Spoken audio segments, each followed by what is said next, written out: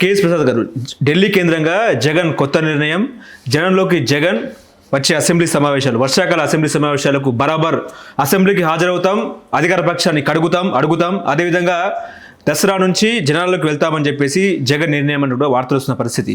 ఏం చెప్తారు సార్? అబద్ధం. వెళ్ళరా జగన్మోహన్ రెడ్డి జనంలోకి? ఇప్పుడు ఎందుకు వెళ్తారు? రాజకీయాలు చేసిన వాడన్నా భూతేల నుంచి గోడిగేసుకుని పోయాడంటే దాని అంత తెలివి తక్కువ నిర్ణయం ఇంకోటి ఉండదు. ఎలక్షన్ మొమెంటము, గవర్నమెంట్ ఈ విధంగా ఉన్నప్పుడు నువ్వు పాదయాత్రలు వీటితోనూ మనం సస్టైన్ అవడం ఉన్నది. ఎలక్షన్ ముందు 1.5 year బిఫోర్ అని ఉన్న ప్లానింగ్ ఉంటే జస్టిఫైడ్, అదర్వైజ్ 2 years బిఫోర్ అంటే యాప్ట్. అంతేకాని ఇవాళ నుంచి అధికారం పోయిన నుంచి పాదయాత్ర ప్రజల్ని మనశ్శాంతికి అవతల ప్రభుత్వాలని ఉండేమో అన్న కాన్సెప్ట్ అయితే జరగని పని.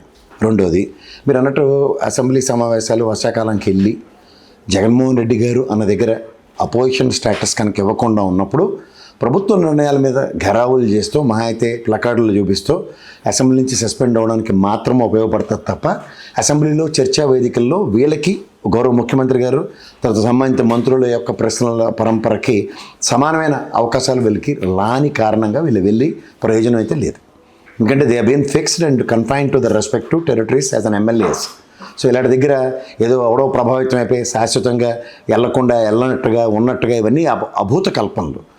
అసెంబ్లీ సమావేశాలకు వెళ్ళడం అన్నది కానీ ఒక అపోజిషన్ స్టేటస్ లేని దగ్గర అపోజిషన్గా మీరు అన్నట్టు కడగడానికి వాళ్ళందరినీ ధిక్కరించడానికి అన్నది వాస్తవానికి దూరం.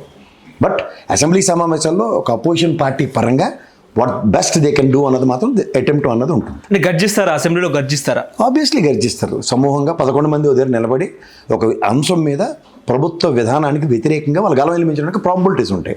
అది స్పాన్ ఆఫ్ నో టైంలో సస్పెన్షన్కి గురవుతారు. సస్పెన్షన్ కన్నా ముఖ్యంగా వాళ్ళు అవకాశం ఇవ్వరు మాట్లాడడానికి. ఇవన్నీ సర్వసాధారణ ప్రక్రియ. 14 కాడి నుంచి మొదలెట్టారు, 19 దాకా మీరే ఉన్నారు. 19 ఎలక్షన్స్ ముందు వివేకానంద రెడ్డి మాట్లాడు, మీరు ఓడిపోయారు, మళ్ళీ మీరే గెలిచారు. ఏమైనా తేల్చారా దాన్ని? రోజు దాన్ని డిబేటబుల్ టాపిక్ చేసి హూ కిల్డ్ బాబాయ్ అని కాలక్షేపం చేయడానికి మీకు మీరే సాటి. సుప్రీంకోర్టు 2-3లో మొహం మీద ప్యానెల్ చెల్లుతుంది, ఎవరు ఏంటి ఎందుకు ఏమిటి ఎలా అన్నది. అంతవరకు ఓపిక పట్టండి. మీరు భూస్థాపితాలు చేయడానికి జగన్మోహన్ రెడ్డి రాజకీయాలు అన్నవి నిజంగా వేరు. The beauty of democracy the properly abbreviated as ప్రజల చేత ప్రజల వల్ల ప్రజల కొరకు అన్న దగ్గర ప్రజలతోనే రాజకీయం చేశాడు.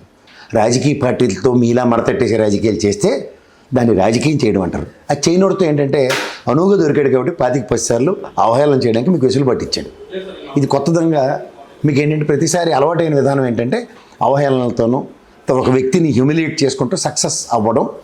అవకాశవాద రాజకీయాలకి ఆ పందాకి అలవాటు పడిన జగన్మోహన్ రెడ్డి అంటే స్ట్రైట్ లైన్ మెథడ్లో కొడదాం అంటే కొట్టాడు, ఎలా అంటే 56 రోజులు జైల్లో పెట్టి మూసుకొని కూర్చుందాం అంటే రాజకీయాలు చేశాడు ప్రజల కోసం అని.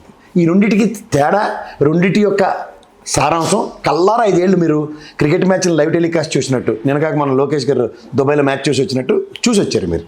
సేమ్ చూసి కూడా ఇంకా యాజ్ ఎఫ్ ఏమీ తెలియనట్టుగా ఇంకా పాత ఎలక్షన్ పందాకే రుబ్రోల పత్రాలు వేస్తే సేమ్ జరుగుతుంది. ఎలా అంటే పవన్ కళ్యాణ్ని ఎప్పుడైతే హ్యూమిలియేట్ చేసుకుంటూ కాలక్షేపం చేశారో వైఎస్ఆర్సీపీ వాళ్ళు, దాని ప్రభావం 124 మీరు వచ్చి కూర్చున్నారు.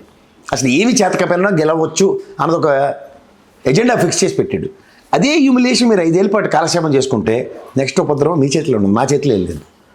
అంటే బాబాయ్ హత్యను రాజకీయంగా వాడుకున్నారు, బాగా వాడుకున్నారు తెలుగుదేశం వాళ్ళు. వాళ్ళని మించినో లేరు, వాళ్ళకి కాలే సాటి. అంటే హూ కిల్డ్ బాబాయ్ అనే ప్రచార ఆయుధాన్ని తీసుకున్నారా? ఇప్పుడు అవినాష్ రెడ్డి అని వాళ్ళు అంటున్నట్టు నేను ఎవరు సునీత రెడ్డి గారు వాళ్ళ భర్త ఆవిడ మీద అనుమానం ఉందని సిబిఐ వల్ల ఇండైరెక్ట్గా ఒక నివేదికలు చెప్పారు. ఆ కేసు కొట్టేసింది కదా సుప్రీంకోర్టు, ఏమని క్వాష్ వేసేసింది కదా, ధర్మాసనం కూడా చెప్పింది కదా కొట్టేస్తున్నాం అని. అప్పటిదాకా ఇది కూడా కొట్టేస్తారో లేకపోతే చింపేస్తారో అప్పటిదాకా ఓపిక పట్టాలి కదా. అది మీరు అపవాదుని కాదని మీరే చెప్తున్నారు, కానీ ఇందులో సంబంధం లేదని కేసు కొట్టింది. కానీ క్రానికల్ ఆర్డర్లో సిబిఐ దర్యాప్తులో తేల్చిన నేనేదో అభియోగం వేస్తాను, ఎగ్జాంపుల్ చెప్తున్నా, అది కాదు నల్ అండ్ వైడ్ అని చెప్పింది గౌరవ న్యాయస్థానం శబాస్. కానీ ఇదే సిబిఐ రిపోర్ట్లో సబ్స్టాన్షియల్ ఎవిడెన్సెస్ అన్ని దీని పక్కే ఎంఫసైజ్ అయ్యాయి అనుకోండి, అప్పుడేం చెప్తారు? లూథ్రా గారు చెప్పారు కదా, వేళ్ళని కూడా అవినాష్ రెడ్డి వైపే చూపిస్తున్నాయని చెప్పేసి. ఎవరు? లూథ్రా గారు చెప్పారు. ఆయన బెయిల్ ఇప్పించడం కూడా చెప్పేస్తే మీరు నమ్మేస్తే నమ్ముకోండి. ఆయన సుప్రీంకోర్టు చీఫ్ జస్టిస్ లేకపోతే సుప్రీంకోర్టు అడ్వకేట్ కదా సార్, అడ్వకేట్ అయితే సీనియర్ అడ్వకేట్. చంద్రబాబు గారికి బెయిల్ ఇప్పించలేనోడు చెట్టు కింద ప్లేటర్ పంపిస్తే 3 రోజులు తెచ్చిండ్రు చంద్రబాబు నాయుడిని. ఆయన చేతకంతనం వల్ల ఆయనకి 2 రోజులు బెయిల్ రాలేదు అని చెప్పేస్తే మాకు స్టేట్మెంటే. ఎంతకన్నా మా అమ్మలే ఉన్నారు సుప్రీంకోర్టులో, వాళ్ళు చెప్పిన వాడు ఏమండి అడ్వకేట్లు చెప్తే దానికి శాంటిఫికేట్ ఏంటండి, నవ్వుతారు. అడ్వకేట్లు భయమే డెలిబరేషన్స్ అంటారు.